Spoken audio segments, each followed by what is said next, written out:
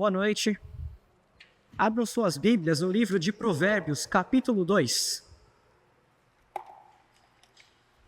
Nós temos caminhado com uma sequência de exposições no livro de Provérbios.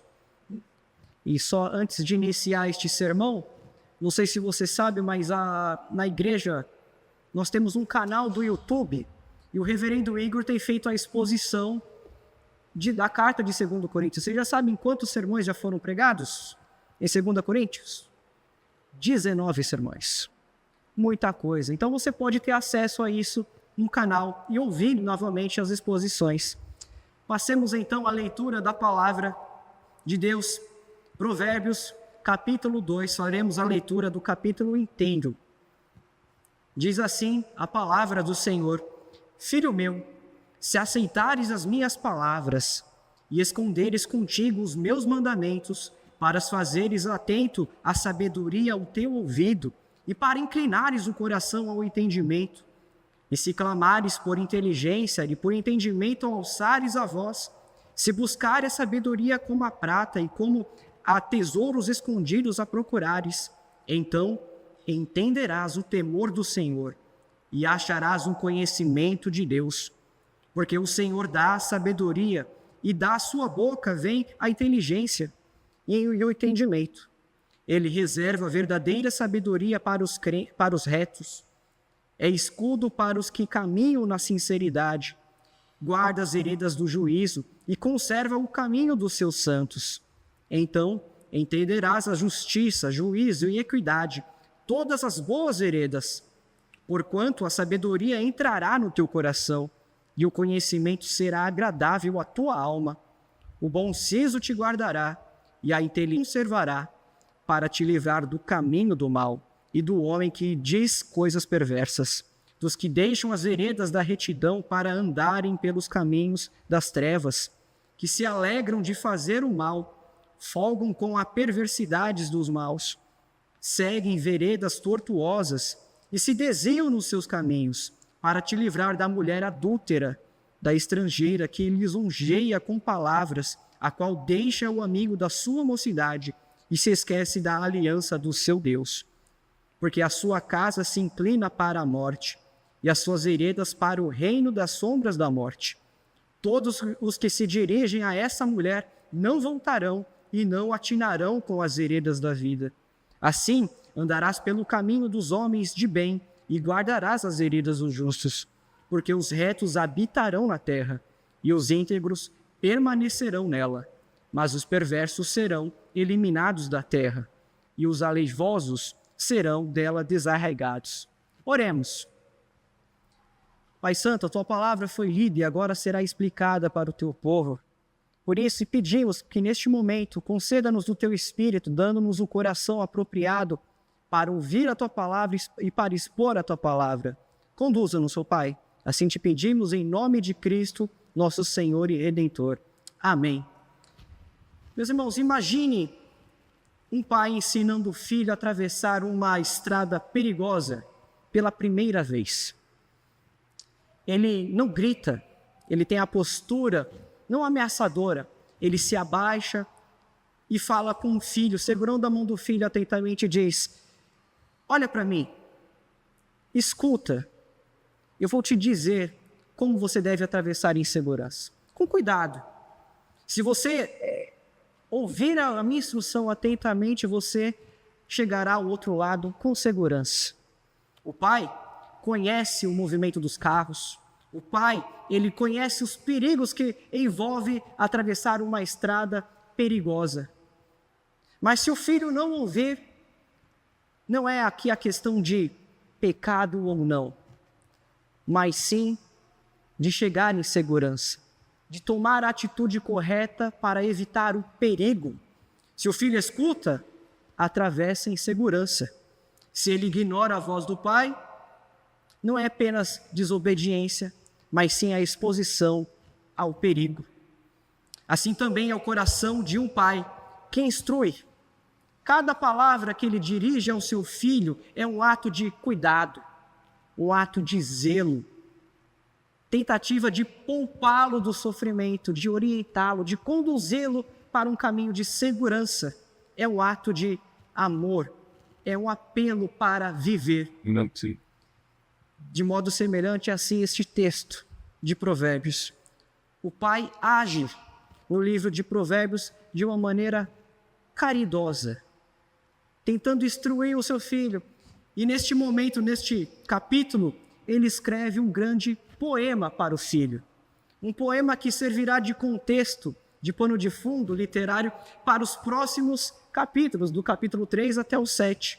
E a poesia hebraica é algo distinta, um pouco diferente da nossa. A nossa poesia valoriza as rimas, a hebraica, ela valoriza estrutura. Se você observar, o texto do capítulo 2, ele possui 22 versículos, o que corresponde a 22 letras do alfabeto hebraico. Isso é intencional. Ele pode ser dividido também claramente em duas partes. A primeira do capítulo 1 até o 11 e da segunda do capítulo 12 até o 22. Duas partes iguais, com a mesma quantidade de versos. Isso caracteriza, então, a poesia hebraica contida aqui. Mas observe que o texto, ele expressa duas verdades importantes. Ele como se ele fosse um único refrão. Todo esse capítulo é uma frase só. E o pai expressando esse poema para o filho, caracterizando, chamá-lo a ter a disposição adequada para buscar a sabedoria. Veja que a primeira parte é marcada por uma estrutura condicional. O pai apresenta condições.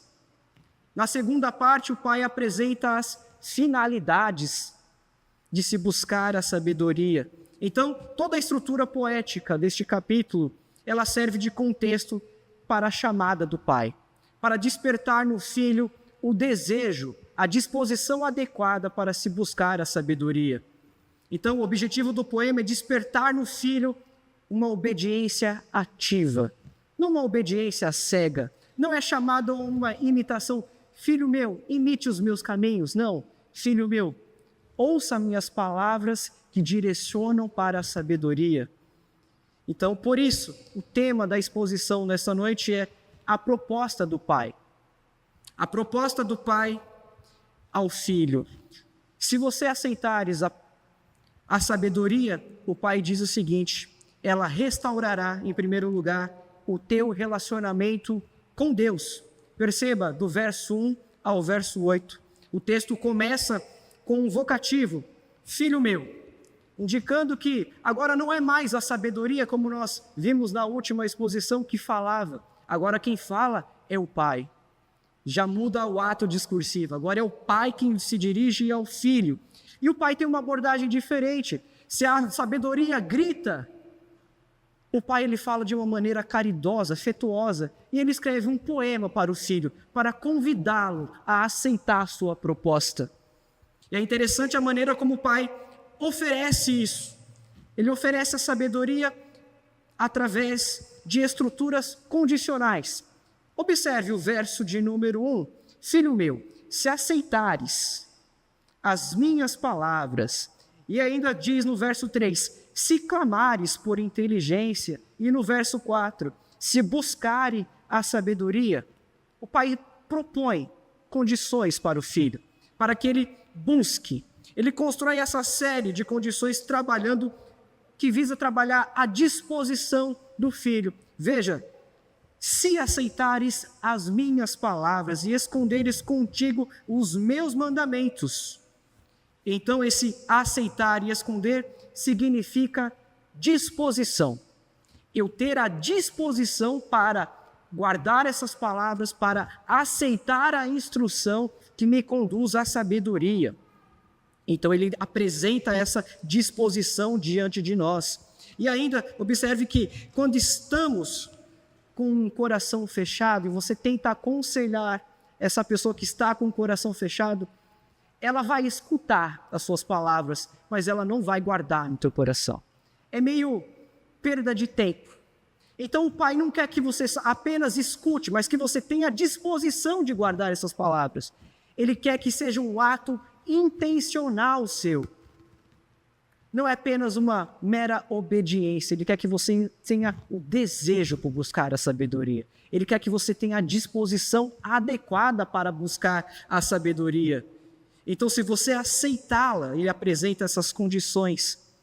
E aí ele diz a finalidade: para fazeres atento à sabedoria e para inclinares o coração ao entendimento. O Pai apresenta então essas primeiras duas finalidades: aceitar e esconder as palavras, os mandamentos. A finalidade de ouvir atentamente a sabedoria e inclinar o coração para o discernimento. Esse é o objetivo de você guardar a instrução do Pai. E a palavra discernimento, aqui está traduzido para nós como no verso de número 3, no verso número 2, perdão, para fazeres atento à sabedoria o teu ouvido e para inclinares o coração ao entendimento. Essa expressão entendimento aqui, na verdade, é discernimento. E discernimento é a capacidade de enxergar as circunstâncias da vida como Deus a vê. Isso é diferente. Você consegue visualizar a vontade de Deus aplicando ela nas circunstâncias da vida. Isso em Provérbios é chamado de discernimento. Eu conheço o mandamento do Senhor e tenho a capacidade, a habilidade de aplicá-lo às circunstâncias da minha vida. Então isso é chamado de discernimento. Agora, olhe o verso de número 3, a outra condicional. Se clamares por inteligência e por entendimento alçares a voz. Ele também apresenta uma outra condição. E essa condição é interessante que ela observa expressões clamar e alçar a voz, levantar a voz. Por entendimento e, mais uma vez, por discernimento. E qual que é a diferença de discernimento para entendimento? O entendimento ele é visto na Escritura como conhecer a vontade de Deus que é revelada. Isso é chamado de entendimento. Então, o entendimento unido ao discernimento, eu conheço a vontade de Deus e agora eu sei aplicá-lo nas circunstâncias da minha vida. Eu tenho entendimento e tenho discernimento. Então eu busco, a busca pela sabedoria tem essa finalidade de nos capacitar. Veja um detalhe, quando a sabedoria discursa, nós vimos no sermão anterior, ela grita nos lugares públicos. E agora o pai fala para o filho, levante a sua voz, grite para a sabedoria. Então, imagine essa cena, está na praça pública a sabedoria, gritando, ouçam, busquem um conhecimento, se afastem do caminho mau. E tal filho, eu quero sabedoria, eu tenho à disposição. Essa cena que o pai constrói e fala para o filho, deseja sim a sabedoria. Ela está lá clamando, grite por ela, clame por ela, deseje ela. E note que ele traz essas expressões despertando um certo senso de urgência. Quem clama, quem ergue a voz, ele está desesperado, ele precisa muito de socorro, ele precisa de ajuda. Ele entende, então, ele desperta esse sentimento de urgência. Ele quer que o filho não apenas ouça as minhas palavras, mas entenda que isso é urgente na sua vida. Você precisa ter esse senso de que a sabedoria é algo urgente, que não dá para deixar para depois. Agora veja o verso 4, a outra condicional apresentada. Se buscares a sabedoria como a prata e como a tesouros escondidos a procurares. Então o pai utiliza aqui a metáfora de algo valioso. Se buscar com a prata e tesouro. Algo que é de grande valor para nós. Isso aqui é interessante porque significa que o valor que atribuímos a algo determinará o senso de urgência que buscamos. Se eu não considero algo valioso, eu não busco com a urgência e a disposição adequada. Eu preciso considerar isso algo precioso. Então ele diz, considere isso, busque ela como se fosse algo, e essa condição. Se você buscar como se fosse algo valioso, Isso despertará o senso de urgência, de que é algo importante para você. Em síntese, com essas condicionais, o que o pai quer ensinar para o filho, propor para o filho? Ele diz o seguinte: tente achar no teu coração uma disposição tão forte que, na medida que você escute a sabedoria, teu coração pare de negociar com ela e você aceite a instrução dela sem reservas, sem ficar dando desculpas, sem negociar, mas abraçar o ensino da sabedoria. Se o filho decidir aceitar a instrução da sabedoria, o que acontecerá com ele? A transformação do seu coração. Ele terá uma mudança profunda no seu interior e no seu procedimento. Veja o verso 5, a consequência. Então, finalmente o texto resolve as condicionais dizendo assim: então entenderás o temor do Senhor e acharás o conhecimento de Deus. Observe que esse entender o temor do Senhor e o conhecimento são o que a busca pela sabedoria resulta.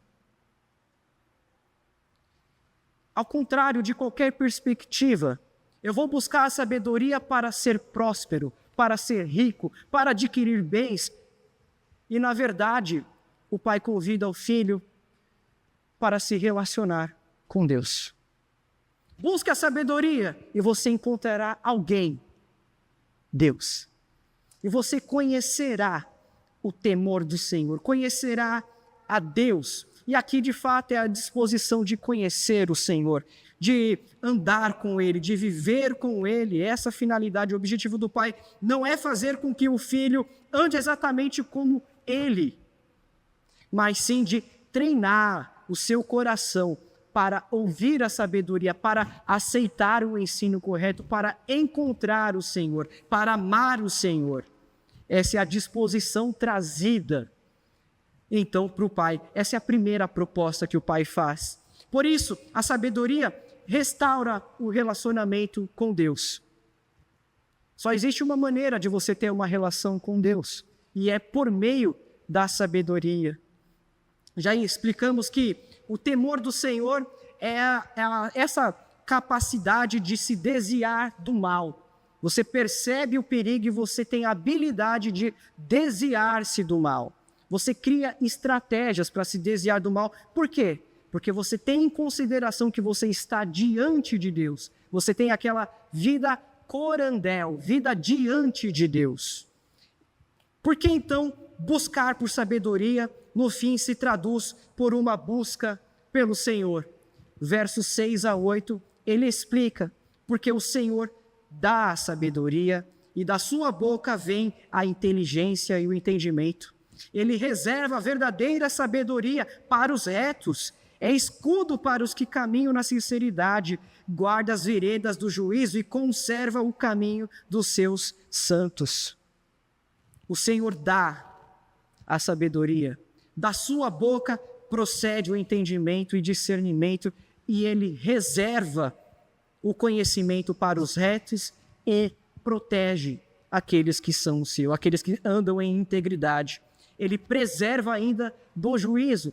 Essas são as razões apresentadas, então, pelo autor de Provérbios.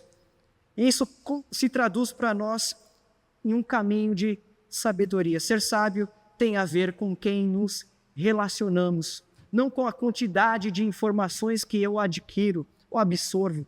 Na verdade, é com quem eu me relaciono, com quem eu, no fim das contas, eu me encontro.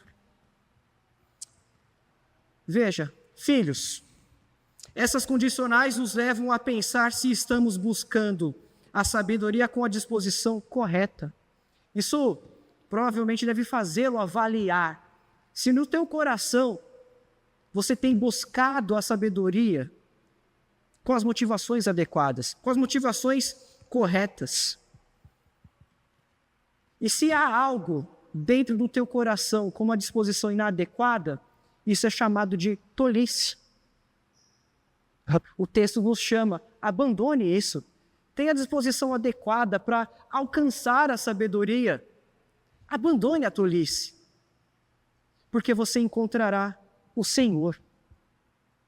ele restaura a tua relação com Deus. Ande então por este caminho. Uma segunda aplicação interessante para nós é observarmos a postura deste pai.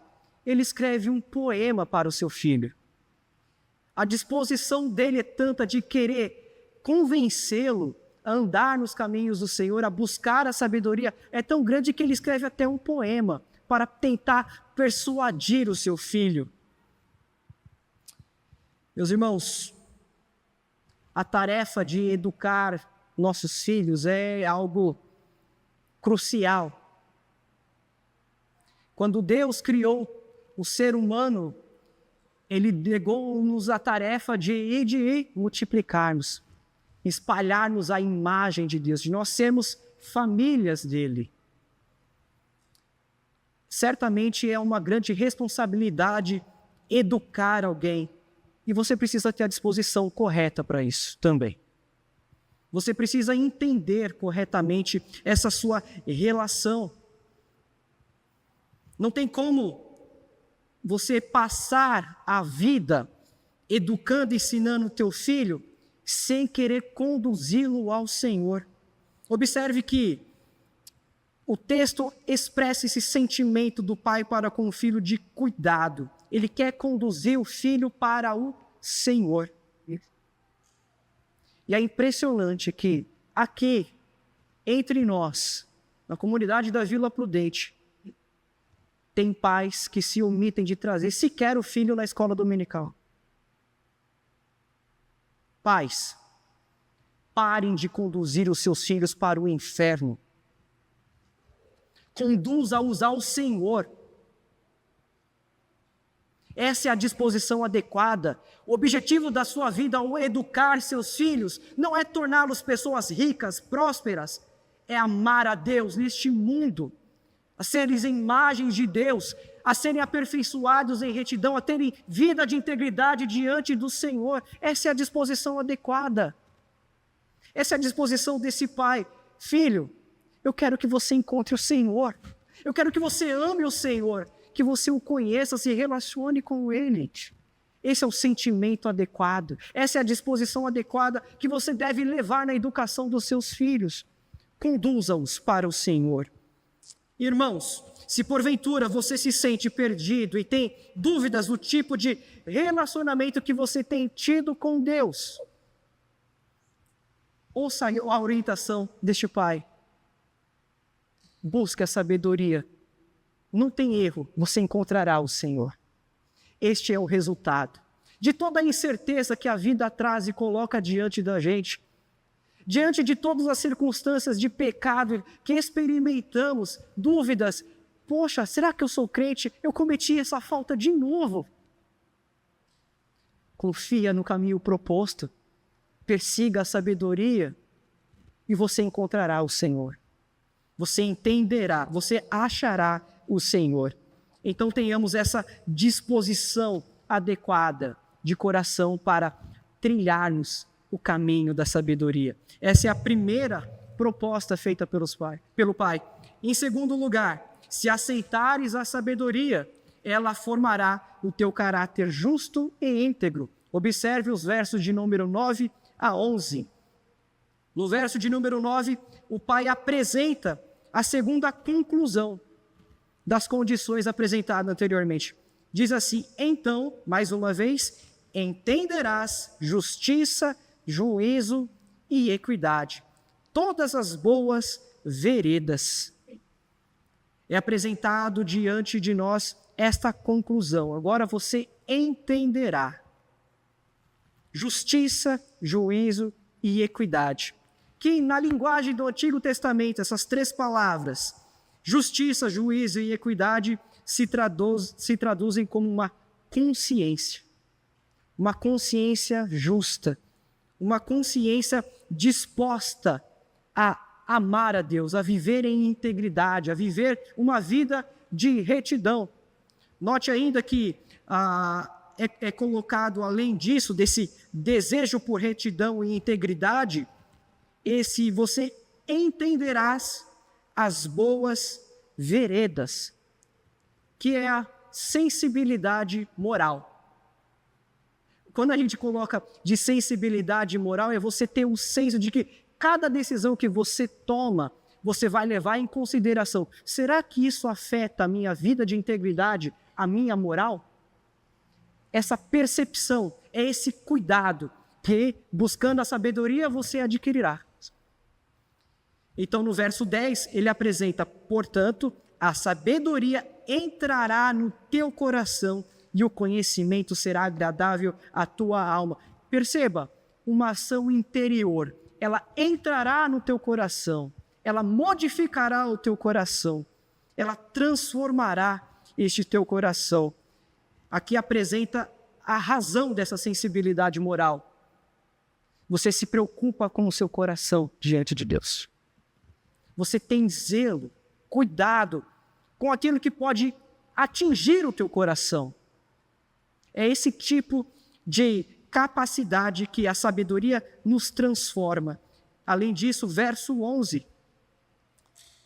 O bom siso te guardará e a inteligência te conservará. Então, outra razão apresentada agora é a proteção. O bom siso te guardará e o discernimento te conservará. Ele te protegerá. E a ideia aqui, de fato, é proteção. Bom siso é a qualidade positiva de ponderar as consequências. Você pondera as consequências de uma ação, do caminho que te conduz à integridade. Você tem esse cuidado, essa ponderação. Veja, não é ponderar para um caminho que me seja favorável, mas para um caminho que me conduza à vida de integridade. Não é pelo caminho que me traga benefícios, me traga vantagens, mas sim que me conduza à integridade. E aqui ele coloca que a nossa vida moral ela é muito importante. Não é algo para ser descartado das nossas decisões. Ela deve ter primazia. Por quê? Porque isso é um resultado de uma transformação interna da busca por sabedoria. E o Senhor te concederá essa capacidade, como é dito no verso de número 9. Então, entenderá juízo, justiça e equidade. Você terá essa consciência correta. Isso se traduz como vida de integridade, vida de retidão. Irmãos, o desejo por retidão e integridade é algo muito importante. Antes de você tomar qualquer decisão, você deveria se perguntar em primeiro lugar: isso é moralmente correto? Isso é justo? Isso me leva, de fato, a uma aproximação com Deus. Isso é íntegro. Certa feita, um pastor aconselhando um membro da igreja, o membro perguntou para ele: pastor, surgiu a proposta de trabalhar de Uber, de fazer Uber à noite, da sexta-feira para sábado. Então eu trabalharia à noite e de madrugada. É pecado?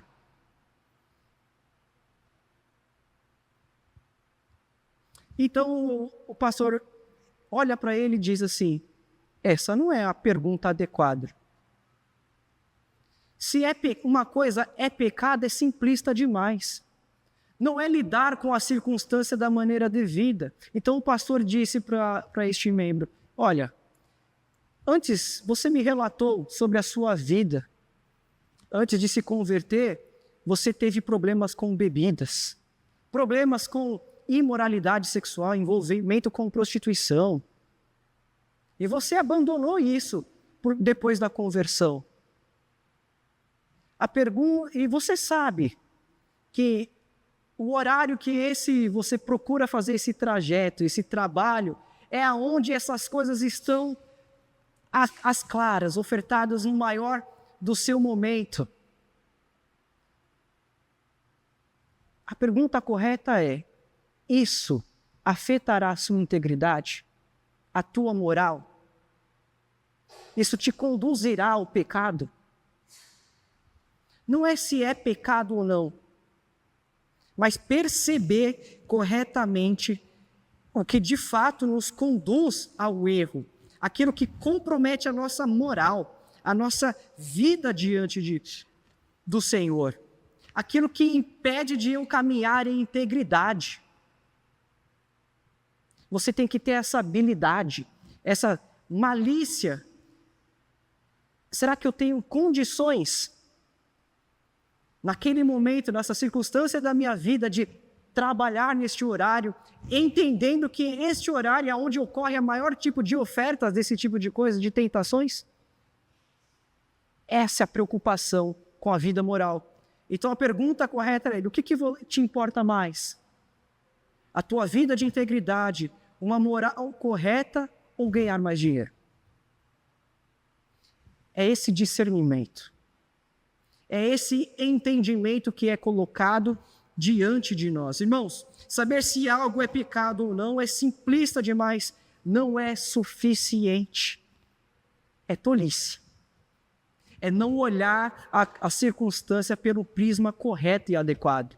É preciso avaliar a tua moral e integridade, se elas não serão comprometidas em cada circunstância, em cada tomada de decisão. Você deve considerar isso. É essa relevância de perceber. É preciso ter o desejo, então, por uma consciência correta. Isso deve importar muito para você. É isso que o Pai quer despertar no Filho. Se aceitares, a sabedoria transformará a sua integridade, a tua justiça. Em terceiro lugar, se aceitares a sabedoria, ela te livrará do caminho do homem perverso. Veja, do verso 12 ao verso de número 15, para te livrar do caminho do mal e do homem que diz coisas perversas.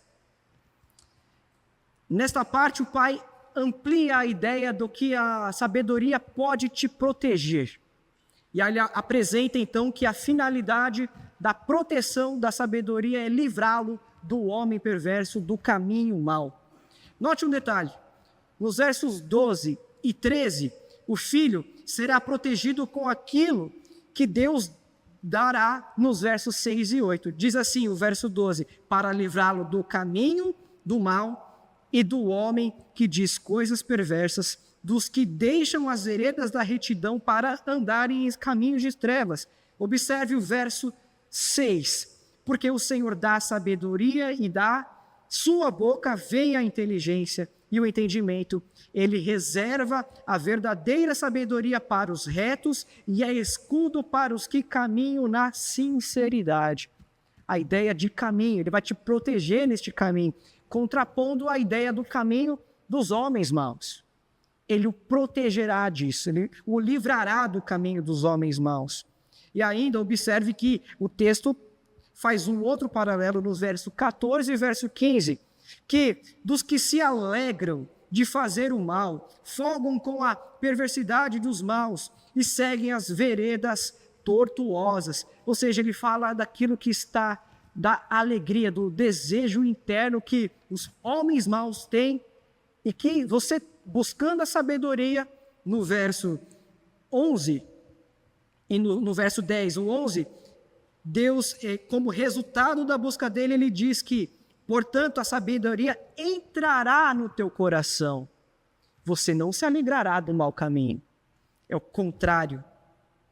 Você se alegrará, terá contentamento nas coisas do Senhor e você terá bom siso. O bom siso te guardará e a inteligência te conservará, contrapondo exatamente a ideia proposta dos caminhos dos perversos, dos homens maus. E, irmãos, o caminho do homem mau era a condição que eu e você nos encontrávamos antes de conhecer a Cristo. O retrato que é colocado aqui espelha a nossa condição antes de Cristo. E a imagem que o pai coloca diante do filho é a seguinte: filho, se você não seguir a sabedoria, você será como eles. Se você não buscar, não tiver a disposição adequada, você andará como eles. Então busque a sabedoria e ela te protegerá deste caminho mau. Busque a sabedoria, não ande, não deseje o caminho mau. Não se alegre com o modo de vida dos ímpios. Sem a sabedoria, nós seremos como eles. Não há distinção alguma, a não ser a intervenção de Cristo, nos redimindo, nos transformando. Então é preciso ter essa disposição de não desejar o caminho dos perversos. Mas se você buscar aceitar a sabedoria, ela te protegerá do caminho dos maus. E em quarto lugar, se aceitares a sabedoria, ela te livrará do caminho da mulher estranha. No verso 16 é apresentado para nós, para livrar da mulher adúltera, da estrangeira que lisonjeia com palavras. A mulher é retratada como uma adúltera aqui, mas ao longo do livro de Provérbios ela ganha outros títulos. Ela é conhecida como a mulher imoral, ou a mulher estranha, a mulher estrangeira. Ou seja, a percepção aqui o texto apresenta de que tem algo errado com essa mulher. E a característica marcante é que ela tem a disposição de viver fora dos limites. Veja o que ela faz. Ela usa a disposição, persuadir o filho com palavras, lisonjeia, ela tenta seduzir ele. E ela também, no verso 17, o qual ela deixa o amigo da sua mocidade e se esquece da aliança com o Senhor. Ela não tem nem o temor de Deus. Isso evidencia que ela, de fato, ela tem uma outra disposição de viver fora do limite. Ela não está nem aí se ela está pecando diante de Deus, quebrando a aliança. Ela não considera isso. Ela, por exemplo, ela dirá o seguinte: não tem problema você, sendo casado, consumir pornografia. Na verdade, eu não estou tendo uma relação com alguém. Não é real, é virtual. Ela gosta de viver fora dos limites, ela não considera, de fato, a aliança, o pacto em relação com Deus. E essa característica é o que mais me chama a atenção. Essa do verso 17, é dito que ela trai o seu companheiro. A imagem que ele coloca aqui é alguém que se casou jovem, mas ela não tem compromisso algum de viver dentro dos limites. Ela quer extrapolar. E ela ainda não tem essa disposição, temor diante de Deus, porque ela quebra a aliança que ela fez diante de Deus. Digamos que ela é esse retrato de uma imagem de uma sexualidade pervertida. E aqui, nos versos de número 18 e verso 19, essa mulher dirige todos os que vão para a sua casa para a morte. Olha o que o texto diz: porque a sua casa se inclina para a morte, e as suas veredas para o reino das sombras da morte. Todos os que se dirigem a essa mulher não voltarão e não atinarão com as veredas da vida. Seguir essa mulher é caminhar para a morte. Ela expõe, então, a proposta sedutora dela de abraçar, de envolver nosso coração. No fim, o Pai está mostrando: olha, te conduzirá à morte. Mas, se você aceitar a sabedoria, ela te protegerá. Ela será a mulher da sua vida. Lembra da metáfora da mulher? Você tem duas mulheres na sua vida. Ou é a sabedoria, ou é a imoral. Qual que você vai abraçar? Com quem você vai casar? É essa disposição que é apresentada diante de nós. Irmãos, o presbítero Vinícius, há um tempo atrás, nas suas exposições no Sermão do Monte, no Evangelho de Mateus, ele nos trouxe estatísticas muito triste que retrata a nossa sociedade, mostrando que a nossa sociedade está mergulhada em pornografia. Ele trouxe números que escandalizaram a todos nós. Nós não conseguimos assistir um filme de Hollywood sem perceber a exposição de nudez excessiva. Está chegando agora o carnaval. Vem então as ditas musas do carnaval, expondo o quê? Sensualidade. Não há pudor, não há zelo, não há cuidado. O bonito é mostrar. Nossa sociedade abraçou o encanto da mulher imoral. Eles abraçaram o caminho da mulher imoral e a consequência do caminho deles é morte. Não tenha dúvida, resultará em morte. Então, para essa mulher ter esse consumo, essa imagem de sexualidade pervertida, é fomentado em nossa cultura, em nossa sociedade. Isso afeta, inclusive, todos nós, crentes.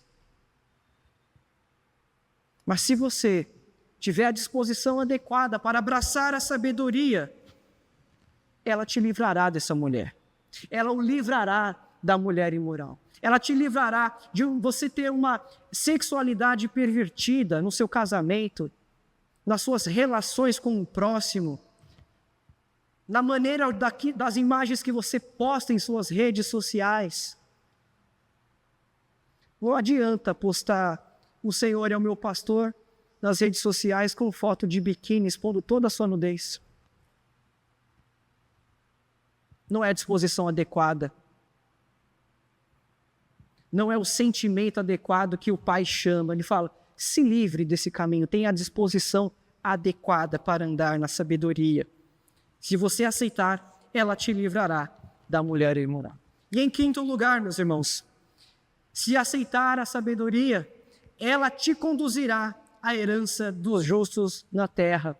Versos de número 20 e 22. Assim, andarás pelo caminho dos homens de bem e guardarás as veredas do justo. O Pai diz aqui que a aquisição da sabedoria o manterá no caminho certo. E essa palavra guardar é no sentido de manter. Isso nos lembra algo muito importante. A própria Escritura diz que Salomão, já velho, o seu coração se desviou do Senhor. A busca pela sabedoria não é algo momentâneo ou algo temporário de nossas vidas, mas é algo contínuo para toda a vida. O conhecimento do Senhor, a sabedoria, não se esgota. Ele deve ser buscado ao longo de nossas vidas e em todas as fases das nossas vidas, para não correr o risco de quê? De se desviar do Senhor. Assim como Salomão, o autor, a origem de tantos provérbios, de tanta sabedoria, ele não preservou, ele não manteve a busca e caiu. Quanto mais nós devemos ter esse cuidado, este zelo, a disposição adequada para essa busca da sabedoria constante, para manter, para perseverar na sabedoria. Nos versos 21 e 22, ele apresenta duas cláusulas motivadoras. E a motivação é a seguinte: você quer manter a busca pela sabedoria? Olha o que resultará. 21. Porque os retos herdarão a terra, e os íntegros permanecerão nela. Verso 22. Mas os perversos serão eliminados da terra, e os aleivosos serão dela desarraigados. Qual que é a motivação que o pai apresenta para o filho?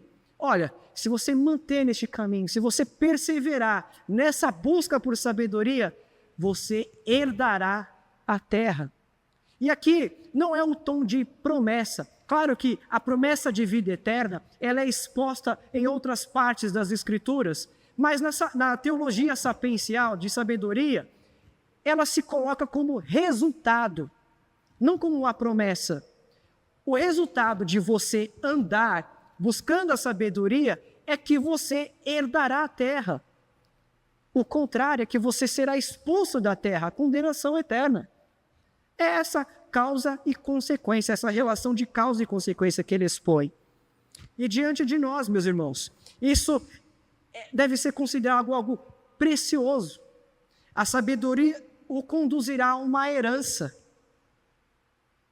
A herança de vida eterna. Mas é preciso manter essa busca ativa. Como diz Tiago, no capítulo 1, verso 2 a 4, meus irmãos, tende por motivo de toda alegria ao passardes por várias provações, sabendo que a provação da vossa fé, uma vez confirmada, produz perseverança. Ora, a perseverança deve ter ação completa para que sejais perfeitos e íntegros, em nada deficientes. As circunstâncias da vida causarão para nós essas dificuldades. Mas entenda que a busca constante, o perseverar neste caminho, te conduzirá em vida de integridade. E a consequência é que você herdará a terra. O resultado é este. Concluindo, meus irmãos, o tema da exposição nessa noite foi a proposta do Pai. E essa proposta foi oferecida em 5 partes. Se aceitares a sabedoria, ela restaurará o teu relacionamento com Deus. Ela formará o teu caráter justo e íntegro. Ela te livrará do caminho do homem perverso. Ela te livrará da mulher imoral. E, em 5º lugar, ela te conduzirá a uma herança eterna. A vida eterna. E a grande lição para nós que o Pai deixa para o Filho é a seguinte: apenas a sabedoria de Deus pode realmente entrar no coração do homem e transformar a vida dele. Não são as minhas palavras, apenas a palavra de Deus que tem que entrar no meu coração, o conhecimento do Senhor que pode modificar as minhas vontades, os meus desejos. Então nós devemos ter essa disposição adequada para buscar a instrução, o ensino do Senhor. Essa sabedoria atua em nós como uma proteção. Ela te livrará dos homens maus, te livrará da mulher imoral, te conduzirá à vida eterna. Então devemos ter esse desejo que haja em nós, o desejo pela sabedoria, a disposição adequada para encontrar a sabedoria e buscá-la. Que haja em nós o desejo por Cristo, que é a sabedoria de Deus.